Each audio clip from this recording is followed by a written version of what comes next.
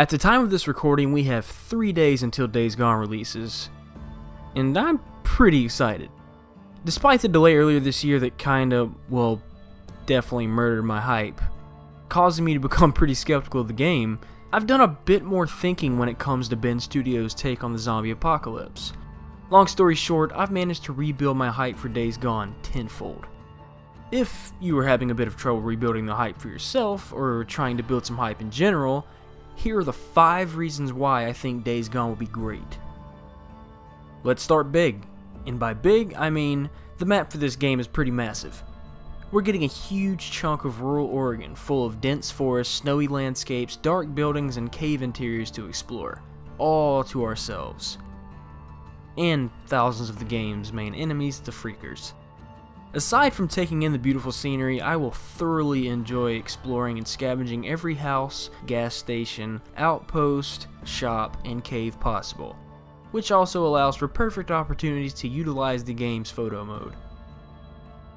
Of course, where there's a massive open world to explore, there's a convenient mode of transportation to help navigate it, and in the case of Days Gone, we are presented with the Drifter bike, the motorcycle of our protagonist Deacon St.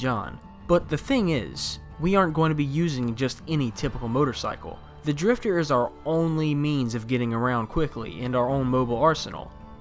In-game, the bike will be used for storing crafting materials, weapons, and ammunition. But something so valuable comes with a price. And that price is having to constantly take care of the bike. We will need to scavenge fuel and repair parts regularly in order to prevent ourselves from being stranded in the middle of a freaker horde. And since we are stuck with the Drifter for the entire game, we are also able to fully customize it with paint jobs, better wheels, headlights, and an assortment of upgrades to increase speed, durability, and overall handling of our trusty motorcycle. But when you think about it, a motorcycle isn't exactly the best way to get around, specifically because of how loud it is when being used. Sound, and therefore stealth, will determine if you live or die in Days Gone. When in an area that is dense with hostile survivors or freakers, you would probably prefer to stick to the shadows and silently pick off the opposition. Unless you just enjoy being shot at or chased down by a pack of freakers. To further complement basic sneaking, the weather system and day-night cycle will provide their own benefits.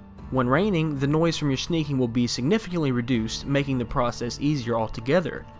And when snowing or nighttime, visibility is reduced, allowing for you to approach from more than just behind the enemy. But with the good comes the bad. Although your sneaking abilities will be improved, so will those of hostile survivors. During the nighttime or snow, the freakers become much more dangerous as well, and when it's raining, your Drifter bike will have less traction when driven, causing transport to become a bit difficult. My favorite thing that I've seen about this game, though, isn't how the weather and time of day affect your method of travel and killing. Instead, it's the sense of panic given by the thousands of freakers that you will encounter throughout the game, specifically the hordes consisting of up to 500 of them. While the freakers may go down easy by themselves, a horde will have you constantly running for your life, trying to decide if you have time to slow them down with maybe this shutter door, or maybe you can obstruct their path with a mess of items, or even set a poorly planned trap to get rid of the few of them for some extra breathing room. The single best way to really display this tremendous sense of fear given by Days Gone would be to watch the E3 2016 gameplay demo, in which Deacon becomes completely surrounded by a freaker horde with no way out, despite his best efforts.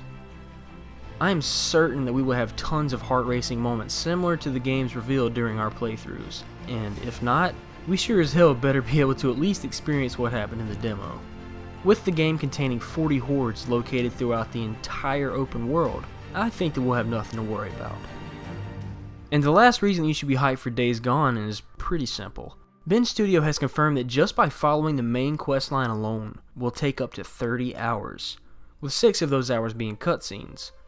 And if you take into account the size of the map, the number of side quests, exploration, collectibles, and random events, you'll be playing for double that. Are you now hyped for Days Gone? Or are you already excited to begin with?